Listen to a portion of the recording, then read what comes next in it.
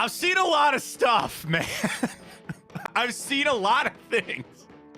I don't know if I've ever seen the world #1 golfer on his way to his tee time be arrested, put in handcuffs, go to jail, get a mugshot, and get released all within an hour and a half. And now he's going to go tee off at Valhalla and go try to win a major championship. You know damn well he's shooting a 65. He's shooting a 58 today. He's going to go on firing, man. Wow, what a morning it is. We got Cavs to talk about. We got Donovan Mitchell tweets. I've got MVP power rankings for the NFL. Yes, we'll get to the Browns over-under win total. We got Spencer Davies in hour 2 to talk Cavs. Taylor Swift and the NFL again. We start with the biggest news of the morning is that Scottie Scheffler, world #1, was arrested this morning. They've moved his tee time back. We'll get into all that details. What was your best excuse ever for missing work? What has been your best excuse for the reason you had to miss work or were late to work? Because Scottie had to text his bosses this morning and go, I just got arrested. PGA of America, I ain't making my tee time. I miss a tee time. Sorry about that. You know that one buddy in your golf group that never makes it on his tee time on time, right? Scottie Scheffler missing his, but they moved it back. We'll get into all that. Somebody in my text group referred to jail as the clink. I don't know why I find that so funny. The slammer. I was Googling jail songs. Jailhouse Rock. Rusty Cage by Soundgarden. That is referencing jail. I pictured him like, you ever see Blazing Saddles? Like Mongo. He's just chained up against the wall. Oh, don't do that. You'll just make him mad. Oh, no, don't shoot him. Don't just make him angry. Man, what a morning to wake up to. We got Cavs. We got Browns. We got more Scottie Scheffler. We got it all for you on a beautiful Friday right here on Big Play. Welcome to the show, everybody. I am Matt Fontana. He is Ryan Tyler. We made it to work. We were not arrested this morning. Dude, have you ever seen, like, that is just insane. No, I've never seen anything like this. This is insane. So let's tell everybody the story. This is nowhere near the same importance, and it's going to be talked about this way in 20 years as it is to OJ and the Bronco. But right now, I wasn't alive for that, so this is the closest I get. No, this is an insane story. So, and I didn't even know what really started this. So it actually starts with a very sad part of what happened this morning at Valhalla. Apparently, somebody was killed by a shuttle bus this morning. So that is very serious. That's very sad. So with that in mind, they had extra security everywhere. They blocked off roads, and here comes Scott Scheffler. And he's driving down the road. He sees a block, and he goes, well, I'm playing in the tournament. It's not even like I'm the #1 golfer in the world. It's like I'm a golfer in the tournament. He goes around the barricade. A police officer attaches himself to the car. Yes. So what did this cop do? He jumped and like held on to the top? I believe, and this is, and shout out Jeff Darlington. Did an amazing he's been job all over this morning. Yeah. I believe what they meant by that, and I haven't seen video or confirmation, but what I picture it being is him kind of like putting his arm in his passenger or front seat window and being like, hey, stop. And then so Scottie drove about 10 yards. Stopped. Police officer opened the door, forcefully pulled him out of the car, arrested him, charged him with like 4 things. Yes, while he was getting taken to the cruiser, Jeff Darlington actually put the video out on his Twitter. He actually asked Jeff Darlington for help in that video. And they were really? Like trying to tell him, like, dude, you got to tell him. He's like, hey, help me, or something along those lines. And then the other thing, they also, apparently the officers go, we don't know who this is. They didn't know who it was. They didn't know. They didn't know it was Scottie Scheffler. And he's been charged. Now, there are reports coming out that the charges have already been, like, dismissed or something like that. Yeah, I'm sure they will be. You know, somebody Googled it quick to say the things about, I'm trying to find exactly what the charges were, because there was, like, 4 things. And it was like, you know, disregarding an officer. I mean, one of those was like assault. One of them was listed as, here it is. Here's, you ready? second-degree assault of a police officer, third-degree criminal mischief. Bro got GTA early. Reckless driving, and disregarding traffic signals from an officer directing traffic. Those are the 4 things that he got arrested and charged with this morning. Then somebody did a Google, because on the arrest sheet, there was some terminology that made it sound like these were already dismissed. You talk about the speed of due process, too. They got this done in like an hour. He was in and out. I think they probably understood the mistake. Now, listen, to be completely serious for a second, that's on Scottie Scheffler, too, right? You see a police officer. I get where he goes. He thought they were security. He thought, I'm supposed to go play over here or something like that. So be it. The closest example I have of this, talking about a golf tournament security, I got invited to go play in a Pro-Am for the Corn Ferry Tour. They were at Canterbury years ago. And my boss, shout out Sam Pines, love you, Sam. And he texted me like the night before. He goes, hey, we had somebody drop out. Do you want to go play Canterbury for free in a Pro-Am? And I'm like, gee, yeah, I think I'll be there. So I show up for my tee time, and I don't know what the fuck I'm doing. And I walk in, somebody takes my clubs. That was a new experience for me. And they're like, all right, your clubs will be over here. You get to go in the locker room. You have your own locker. So I just go walking into Canterbury. Bro, I walked into the players' locker room because in my head, I go, well, I'm a player. I walk in, and I'm staring Chesson Hadley in the face. And he goes, you're not supposed to be in here, man. And I was like, what do you mean? I'm a player. I'm like, no, you dumbass. Real players. So there's security all around. I get it. I understand that. But what a morning for Scottie. The memes are crazy. The orange suit. What?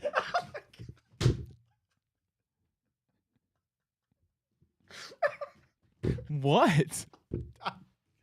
Do you know the Tom Brady gif where he turns and he's in court? Somebody goes, Tiger was seeing Scottie show up at the range.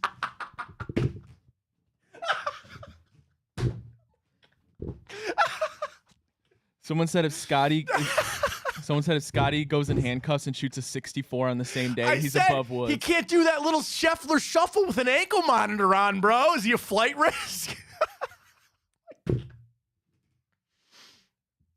Oh my God, I'm dying. The Tom Brady one where it's like Tiger when he shows up and go, hey. Oh my God, this is hilarious. Oh, what a morning, man. Talk about adding something to time hop. Well, I already added it this morning, Ryan. You're damn straight. You talk about viewership on ESPN Plus this morning, just through the roof. Oh, man. Why is John Daly trending? What's he got to do with this? Somebody posted. Oh God, this is the greatest thing. Somebody posted John Daly on a golf cart, and they go, him going to break Scottie out of jail. There was everybody knows the video, the guy that sees the cat in the story. He's, I'm going to get you out. I'm going to get you out. You don't belong here. You don't belong in there. I'm going to get you out. They said golf fans showing up at the Louisville Police Department this morning. Oh, man. Dude. Oh, man. Woo. Oh, my God. That's crazy. That is absolutely nuts. So, yes, apparently he's out. They moved his tee time back. He tees off in an hour. They're underway now. Official update. Scottie Scheffler has been released. He's been released after being arrested by the Louisville Metro Police on Friday after trying to drive through an entrance of Valhalla. He faces charges of second-degree assault of an officer, third-degree criminal mischief, which is just hilarious, reckless driving and disregarding traffic signals from an officer directing traffic. I'm assuming that they will understand what's going on. He's probably got to pay, fine or something like that. Oh, man.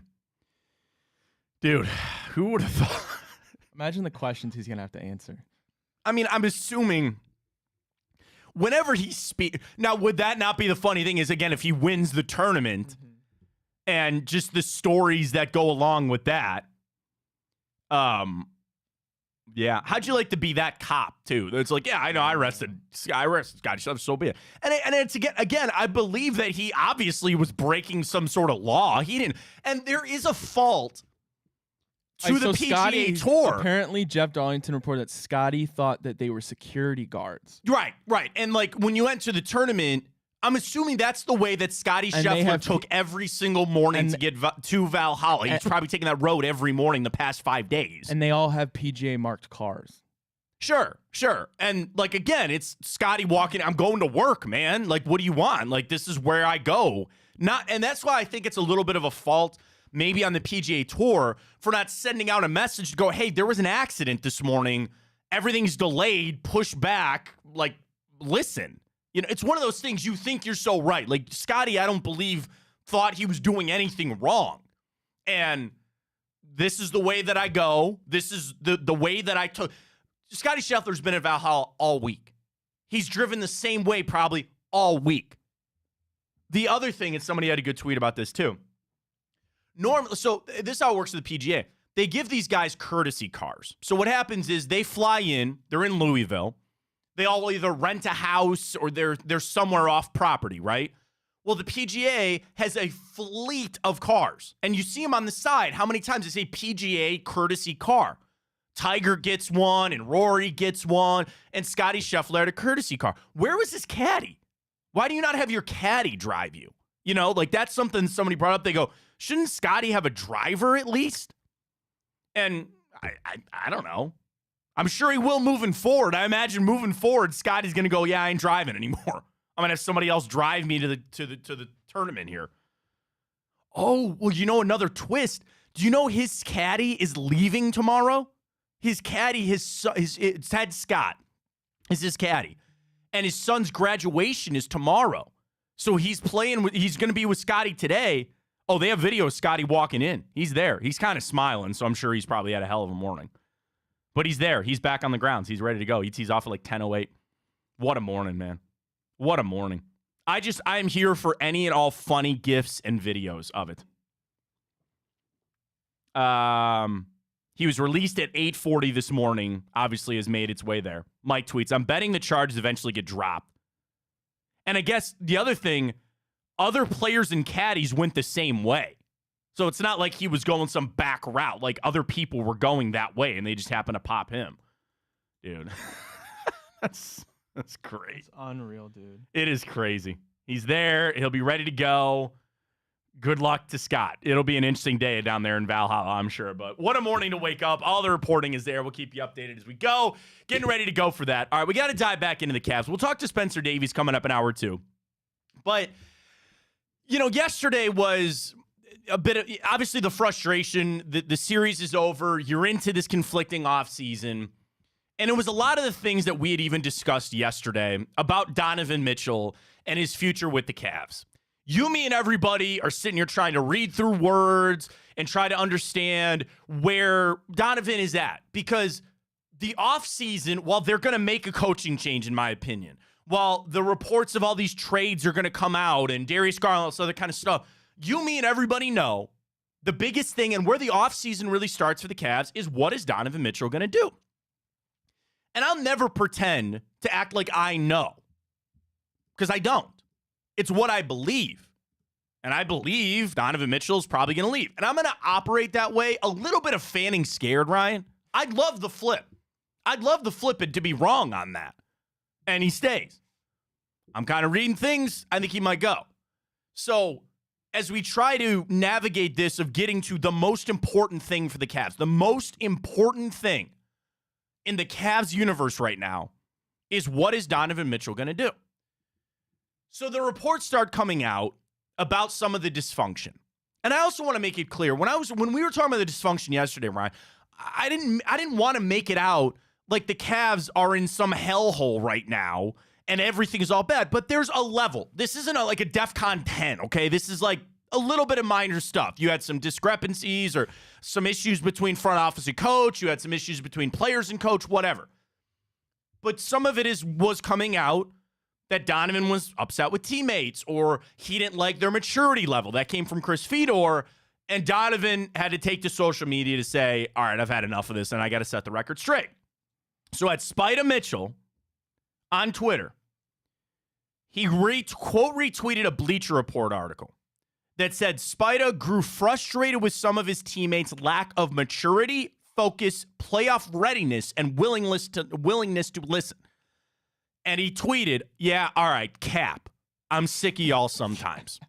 Cap, the cap emoji. And for those who don't know what cap is of a certain age, he's calling that bull So crap. you know what cap is? I do know what cap is. Okay. I don't think I use it very often. Not quite my lexicon, because I'm of a certain age. When you say something's cap, you're calling BS. You're saying that's not true. Now, Brian's just laughing about I'm just me trying thinking. to I'm explain cap. thinking now. I need to like do a segment where I get all the slang. Oh, I would love that. Should I and you do ask that? me if Should I I do know that? what that means. We can slip that in somewhere. So I would love that. I can Like, get do you that. have another one like right off, like shooting from the hip right now? Another term that you wouldn't know if I know what it means? Chuggy. No idea. I have no idea. Let me guess. Chuggy. I feel like I'm at the spelling bee. Can you use it in a sentence? Don't look at the screen. Okay. I'm not. I promise. I'm not looking at the screen. I'm not. Can you use it in a sentence? That kid over there is trying so hard to be chuggy. Cool. Or actually, no. Sorry, I Okay. used that wrong. Okay. That kid over there. Look at how he's dressed. He's chuggy. Okay. Cool. Hip. Something like that. So it's the opposite. It's uncool. Oh, uncool. Or trying too hard to be trendy. Trying too hard to be cool. Or trying too hard to be trendy. Okay. Cool. Yeah. When you get pea-stained jeans. See, that's not chuggy. That's cool. Why? Because you spent $800 on pea-stained jeans? Yes. That was from earlier in the week. They're selling $800 pair of jeans with pea stains on them. So if I bought those, you'd say I'm trying to be chuggy. I'm chuggy because I'm trying too hard. Okay. Yeah. With $800. I mean, you know the basic ones like mid. Like that's mid. That's like when you take a shot at somebody to say you're not really that good. You're Yeah. just mid, You're right? mid. You're mid. I just hope that, well, sometimes I strive just to be mid on this show. That's what I look You don't for. ever want to do that. No, you want to be better than that. So yeah, I mean, if you got more slang terms, but back to Donovan, he's calling cap. Oh, on yeah, this. Riz. Charles says Riz. I know what Riz is. That's Okay. that's charisma, right? It's a shortened version of charisma, right? You got a lot of Riz, you got a lot of charisma. Well, it's right? more so like, at least the way it's used now is like, oh, he's got Riz. He's super good with girls. Sure, that's yeah, which right. is charisma. Well, charisma, Yeah. like you're outgoing, like yeah, it's easy for you to talk to the people that you're attracted to. Sure, right? I get yeah. Riz, I kind of got a little bit. We'll do that later. We'll write that out. So it started Donovan. He's calling cap on this, and he says that this is not true. And people, did I use that in the right terms? Like, right, he just says cap. It's not right. So I get that people, because what do people want to do on social media, right? They take that, and then it turns into this, the media is the devil. The media is out to get people, or they're out to further a narrative. And that's a battle that is happening in our society. No, so this Fedor article, this is, I'm assuming he got this information from someone high up. I would tell you, if it's coming from Chris Fedor, that it's well vetted, and that like I would trust Chris. I trust Chris's reporting as much as anybody, to be honest with you. And I'm not in that. I've never been in that circle of breaking news or a reporter, right? Like I've never done that. But you know the old school rules, 2 sources, right? And they got to be independent of one another and tell you kind of the same story. That's why there is a value on good reporting. Now, the other issue is, in today's society, anybody that's got a podcast, anybody that's got a social media following, you assume they're all of a sudden truthful, or they know what they're talking about, and then they further discredit the people that really have the stories, right? And I know this for a fact. Donovan knows who Chris is. Chris travels with the team. He's in. Donovan Mitchell knows who Chris Fedor is. This is not somebody coming out of the woodwork. And I'm not even ripping the national people, but I think you take it even further when it's somebody like Chris who is around the team. He is a local media covering this team. So there's always varying levels to this, right? And when I see Donovan come out on social media, that obviously got to a point where it bothered him. Now, he wants the record set straight. Sure. There's always multiple sides to any story and a truth. But the other, and here's the, I want this to be perfectly clear. I'm not calling Donovan a liar, and I'm not calling Chris Fedor a liar. I don't know. I'm not in it. I'm not doing the reporting, and I'm not Donovan Mitchell. But when stuff like this happens, I always just ask the question about how somebody reacts to something. Like if I told you something or I said something about you, Ryan, that was completely false, and you go, dude, that's cap. Yeah, cap. That's bull crap. I don't even worry about it. And I look at it and I say, all right, probably. But if you go, that is so not right, and you're a liar, and oh my God, then I sit there and I go, why'd you get so worked up about Tim it? Robinson from I Think You Should Leave. I never seen it. What? Never seen it. You've seen gifs of him left and right, though. Who's Tim Robinson? It's called I Think You Should Leave on Netflix. It's a skit show. Oh, okay. You've definitely seen like 1,000 of his gifs.